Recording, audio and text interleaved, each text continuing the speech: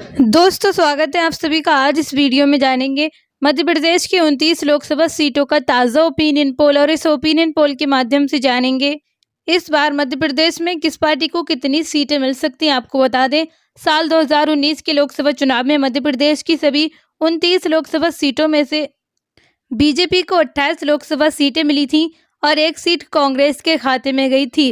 वह सीट छिंदवाड़ा की थी जो कमलनाथ के बेटे नकुलनाथ को मिली थी। तो दोस्तों, पिछली बार बीजेपी को काफ़ी अच्छी जीत हासिल हुई थी मध्य प्रदेश से। वोट परसेंट की बात करें तो आपको बता दें, पिछली बार मध्य प्रदेश में 58% बीजेपी को पिछली बार वोट प्राप्त हुए थे, जबकि 34% वोट कांग्रेस को मिले थे और 2.4% वोट बहुजन समाज पार्टी को मिले थे। तो चलिए देखते हैं अब इन 29 लोकसभा सीटों में से किस पार्टी को कितनी सीटें मिल सकती हैं। आपको इस वीडियो में पूरी जानकारी देंगे, तो आप इस वीडियो को लाइक करना, शेयर करना और रोजाना ताज़ा फ्रेश ओपिनियन पोल जानने के लिए चैनल को जरूर सब्सक्राइब कर लीजिए। तो चलिए सर्वे को शुरू करते हैं। सबसे पहले बात कर लेते हैं मुरैना लोकसभा सीट के बारे में। ये सीट इस बार एनडीए को मिलती नजर आ रही है। यहाँ पर इस बार इंडिया गठबंधन को तगड़ा झटका लग सकता है। आपको बता दें, यहाँ पर इस बार बीजेपी के प्रत्याशी शिवमंगल सिंह तोमर हैं, जबकि कांग्रेस के प्रत्याशी सत्यपाल सिंह सिकरवाल हैं। एक बार फिर से मुरैना सीट पर एनडीए गठबंधन का कब्जा होता नजर आ रहा है। वहीं बात कर लेते हैं अगली लोकसभा सीट की, याती है भिंड की सीट। ये सीट इस बार इंडिया गठबंधन को मिलती दिखाई दे रही है। इस बार भिंड पे इंडिया गठबंधन का अच्छा फायदा मिल रहा है, जबकि एनडीए को यहाँ पर काफी बड़ा नुकसान होता नजर आ रहा है। हम आपको बता दें, यहाँ पर इस बार भाजपा के प्रत्याशी सुषमा राय हैं, जबकि कांग्रेस के प्रत्याशी फूल सिंह हैं। इस बार भिंड में इंडिया गठबंधन को अच्छा फायदा मिलता नजर आ रहा है। वहीं बात कर लेते हैं अगली लोकसभा सीट के बारे में, यह आती है ग्वालियर की सीट। ये सीट इस बार इंडिया गठबंधन को मिल सकती है। यहाँ पर एनडीए को काफी बड़ा झटका लगता नजर आ रहा है। इस बार ग्वालियर में इंडिया गठबंधन को अच्छा फायदा मिलता नजर आएगा। वहीं बात कर लेते हैं अगली लोकसभा सीट के बारे में, यह आती है गुना की एक सीट। ये सीट इस बार एनडीए को मिल सकती है। यहाँ पर इंडिया गठबंधन को तगड़ा नुकसान होता नजर आ रहा है। आपको बता दें, पिछली बार भी ये सीट एनडीए को मिली थी। वहीं बात कर लेते हैं अगली लोकसभा सीट के बारे में, ये आती है सागर की एक सीट। इस सीट पर इस बार एनडीए गठबंधन का कब्जा होता नजर आ रहा है।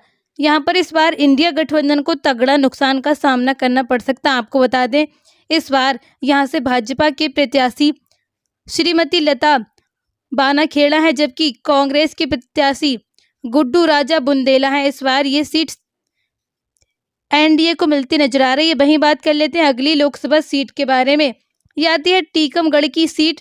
ये सीट इस बार एनडीए को मिल सकती है। आपको बता दें, यहाँ पर इंडिया गठबंधन को कोई भी सीट मिलती नजर नहीं आ रही है। एक बार फिर से ये सीट एनडीए के खाते में जाती दिखाई दे रही है। आपको बता दें, टीकमगढ़ ने इस बार बीजेपी के प्रत्याशी खटीक है, जबकि कांग्रेस के प्रत्याशी पंकज अहरबार हैं। ये सीट इस बार एनडीए के खाते में जाती नजर आई। वहीं बात कर लेते हैं दमोह की एक लोकसभा सीट के बारे में। ये सीट एनडीए गठबंधन को मिल सकती, वहीं इंडिया गठबंधन को कोई भी सीट मिलती नजर नहीं आ रही है। इस बार दमोह में भाजपा ने अपना प्रत्याशी राहुल लोधी को बनाया है, जबकि कांग्रेस के प्रत्याशी तरवर सिंह लोधी हैं। वहीं बात कर लेते हैं अगली लोकसभा सीट के बारे में, यह आती है खजुराहो की सीट। इस सीट पर इस बार एनडीए गठबंधन का कब्जा होता नजर आ रहा है। वहीं बात कर लेते हैं अगली लोकसभा सीट के बारे में, यह आती है सतना की एक सीट। ये सीट इस बार इंडिया गठबंधन को मिलती दिखाई दे रही है। यहाँ पर एनडीए को कोई भी सीट मिलती नजर नहीं आ रही है। वहीं बात कर लेते हैं अगली लोकसभा सीट के बारे में, यह आती है रीवा की एक सीट। इस सीट पर इस बार एनडीए गठबंधन का कब्जा होता दिखाई दे रहा है। यहाँ पर बीजेपी के प्रत्याशी जनार्दन मिश्रा है, जबकि कांग्रेस के प्रत्याशी निजाम मिश्रा हैं। ये सीट इस बार एनडीए गठबंधन को मिलती नजर आ रही। वहीं बात कर लेते हैं सीधी जिले की लोकसभा सीट पर, यह सीट इस बार इंडिया गठबंधन को मिल सकती है। वहीं बात की जाए अगली लोकसभा सीट के बारे में, यह आती है शहडोल की सीट।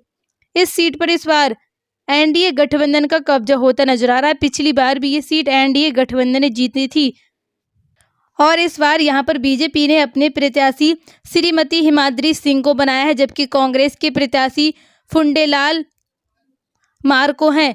और ये सीट इस बार एनडीए को मिल सकती है। वहीं बात कर लेते हैं अगली लोकसभा सीट के बारे में।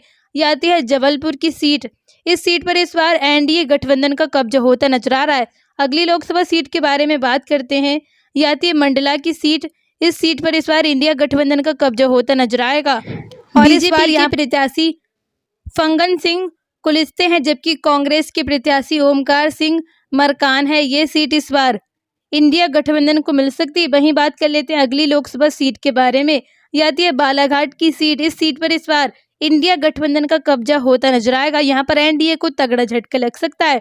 वहीं बात कर लेते हैं छिंदवाड़ा की एक सीट के बारे में।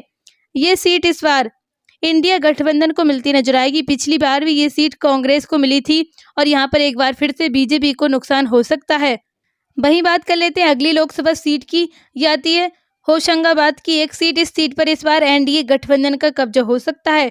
यहाँ पर इंडिया गठबंधन को कोई भी सीट मिलती नजर नहीं आ रही है। वहीं बात कर लेते हैं अगली लोकसभा सीट के बारे में। ये आती है विदिशा की सीट। इस सीट पर इस बार एनडीए गठबंधन का कब्जा होता नजर आ रहा है और आपको बता दें यहाँ पर बीजेपी के प्रत्याशी शिवराज सिंह चौहान है, जबकि विदिशा सीट से कांग्रेस के प्रत्याशी भानु प्रताप शर्मा है और ये सीट इस बार एनडीए गठबंधन को मिल सकती है। वहीं बात कर लेते हैं अगली लोकसभा सीट के बारे में। ये आती है भोपाल की सीट। इस सीट पर इस बार एनडीए गठबंधन का कब्जा होता नजर आ रहा है और यहाँ पर बीजेपी ने अपने प्रत्याशी आलोक शर्मा को ठहराया है, जबकि कांग्रेस के प्रत्याशी अरुण राव है और ये सीट इस बार एनडीए गठबंधन को मिलती नजर आ रही है। वहीं बात की जाए अगली लोकसभा सीट के बारे में। ये आती है राजगढ़ की सीट। इस सीट पर इस बार एनडीए गठबंधन का कब्जा होता नजर आ रहा है। यहाँ पर इंडिया गठबंधन को कोई भी सीट मिलती नजर नहीं आ रही है और यहाँ से बीजेपी की प्रत्याशी रोडमल नागा है, जबकि कांग्रेस के प्रत्याशी बनहा सिंह है और ये सीट इस बार एनडीए गठबंधन को मिल सकती है। वहीं बात की जाए देवास की एक सीट पर, यह सीट इस बार इंडिया गठबंधन को मिल सकती है। यहाँ पर एनडीए को नुकसान होता नजर आ रहा है और यहाँ पर बीजेपी के प्रत्याशी महेंद्र सिंह है, जबकि कांग्रेस के प्रत्याशी क्षेत्रीय संगठन है और ये सीट इस बार इंडिया गठबंधन को मिल रही है। वहीं बात की जाए अगली लोकसभा सीट के बारे में। ये आती है उज्जैन की सीट। इस सीट पर इस बार एनडीए गठबंधन का कब्जा होता दिखाई देगा और यहाँ पर इंडिया गठबंधन को नुकसान हो सकता है। वहीं बात कर लेते हैं मंदसौर की एक लोकसभा सीट के बारे में।